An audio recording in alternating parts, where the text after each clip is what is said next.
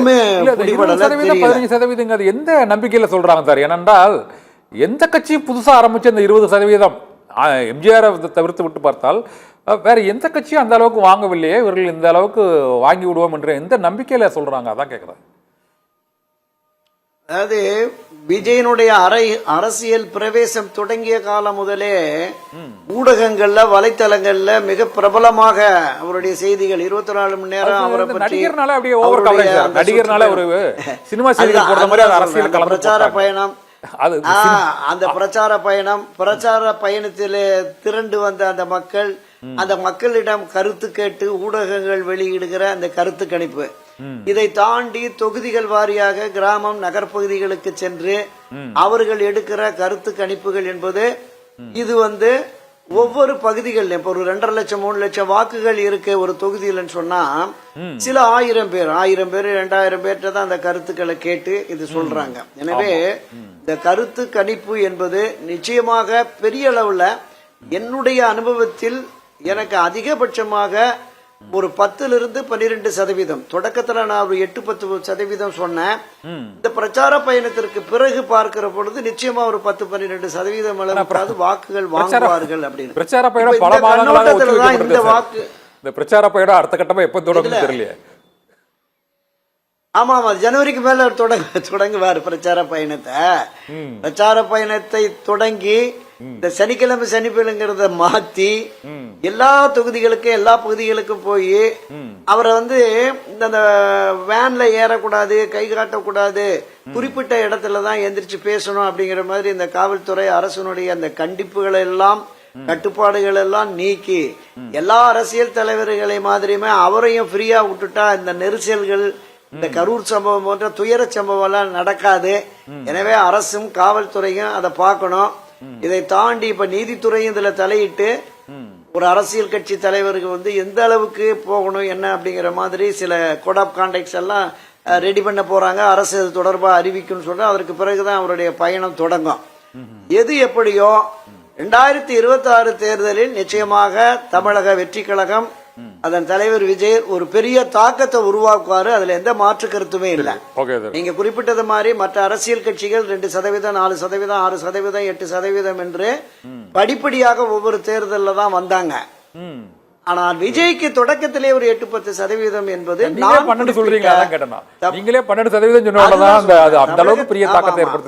நம்ம பரவலா மக்கள் மத்தியில இப்ப நான் கடந்த ஒரு வாரம் 10 நாளா ராமநாதபுரம், திருவாடனை, தேவகோட்டை, காரைக்குடி, தேனி, மதுரை போன்ற பகுதிகளுக்கு சென்ற போது அங்கு உள்ள இளைஞர்களை, இளம் பெண்கள், நீங்க இளைஞர்களை தாண்டி இந்த நடுத்தர வயது பெண்கள் இருக்காங்கல்ல 35, 40, 45 வயது, அவங்களே விஜய் அண்ணாவுக்கு தான் ஓட்டு போடுவோங்கிற மாதிரியான ஒரு மைண்ட் செட் இருக்கு. அதனாலதான் நான் சொன்னேன் ஒரு 10-12% அளவுக்கு வாங்குறதுக்கு அவருக்கு வாய்ப்பு இருக்கு. பொதுவான கண்ணோட்டம். நாம ஒரு 100 பேரை சந்திக்கிறோம், அதுல குறைஞ்சபட்சம் ஒரு 10-20 பேரு அவருக்கு வருகிற பொழுதுதான் நம்ம இந்த சதவீத கணக்கை கொண்டு போறோம்.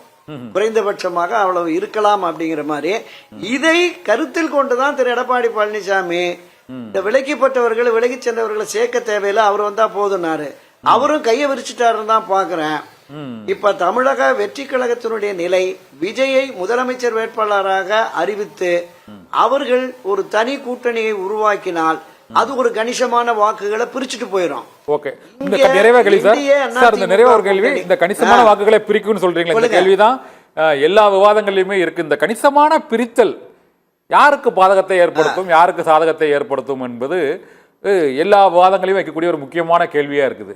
நீங்க பல ஆண்டுகளாக பல அரசியல் தேர்தல் களங்களை பார்க்குறீங்க. இது போன்ற ஒரு பெரிய ஃபோர்ஸ், நீங்க சொல்ற மாதிரி ஒரு 10-12% வாங்கக்கூடிய ஒரு மாஸ் ஹீரோ விஜய் வருவதனால இந்த இது யார் இது ஆளும் கட்சிக்கு சாதகமாயிருமா, இல்லைன்னா அதிமுகவின் வாக்குகள் அதிமுக ஆளுங்கட்சிக்கு எதிரான வாக்குகள் அது பிரியுமா? இந்த பீகார் தேர்தலை போல அது ஒரு கணிக்க முடியாத அளவுக்கு இந்த தேர்தல் இருக்குமா? தமிழக வெற்றி கழகத்தை பொறுத்தளவில் அவர்கள் பிரிக்கும் வாக்குகள் என்பது எதிர்கட்சியினருக்கு மிகப்பெரிய பாதிப்பை உருவாக்கும், ஆளுங்கட்சிக்கு சாதகமாக அமைந்து ஆளுங்கட்சியான திமுக ஆட்சி அமைப்பதற்கு வழிகோலும் என்பதுதான் என்னோட பார்வை. ஓகே. அதாவது திராவிட முன்னேற்ற கழகம், திராவிட முன்னேற்ற கழகத்தில் அணி சேர்ந்திருக்கிற அந்த அரசியல் கட்சிகளின் வாக்குகள் அப்படியே ஒட்டுமொத்தமா போயிடும். சரி. எதிர் வாக்குகள் 4 பிரிவுகளாக போற பொழுது நிச்சயமாக அது திமுகவுக்கு சாதகமா அமைஞ்சிடும். திரு சீமான் பிரிச்சிருவாரு. சீமானுடைய இளைஞர்கள் கொஞ்சம் பேர் இங்க தாவேக்கா, விடுதலை சிறுத்தைகள் கட்சியில் இருக்கிற இளைஞர்கள் கொஞ்சம் பேர் தாவேக்கா, திராவிட முன்னேற்ற கழகத்தில் பயணிக்கிற இளைஞர்கள் வாக்கும் கொஞ்சம் தாவேக்காவுக்கு வரும். அண்ணா திராவிட முன்னேற்ற கழகத்தில் பயணிக்கிற அந்த இளைஞர்கள் புதியவர்களுடைய வாக்கு, அந்த ஆதரவாளர்கள் வாக்குகளை கூட கொஞ்சம் பிரிப்பாரு. இதை தாண்டி தான் நான் புதிய 18 இருந்து 20-25 வயதுக்குட்பட்ட புதிய வாக்காளர்கள் அதையுமே அவர் கொண்டு வருகிற பொழுதுதான் இந்த சதவீத கணக்குகள் நமக்கு வருகிறது. அப்படி வருகிற பொழுது நிச்சயமாக இந்த எதிர் வாக்குகள் ஒன்றுபட்டு திமுகவுக்கு எதிராக ஒரு வலுவான கூட்டணி அமையாவிட்டால் நிச்சயமா திமுக ஆட்சிக்கு வந்துடும். அதுல எந்த மாற்று கருத்துமே இல்லை. எனவேதான் அதை வீழ்த்துவதற்கு பாஜக, அண்ணா திமுக ஒரு மெகா கூட்டணியை கட்டமைக்கிறோம்னு பேச்சுவார்த்தை தொடங்கி இருக்கிறாங்க. திரு அமித்ஷா இந்த மாத இறுதியிலோ அல்லது டிசம்பர் மாதத்திலோ சென்னை வருவாரு. 2-3 நாட்கள் தங்குவாரு கோவை, சென்னையில. அப்போ ஒரு வடிவம் கிடைக்கும் அப்படிங்கிற மாதிரி சொல்றாங்க. திரு செங்கோட்டையன் ஓபிஎஸ் சொல்ற மாதிரி ஒன்றிணைந்த அதிமுக வருமா அல்லது வேறு ஒரு டைமென்ஷன்ல இதை கொண்டு போவாங்களா அப்படிங்கிறது நமக்கு தெரியல.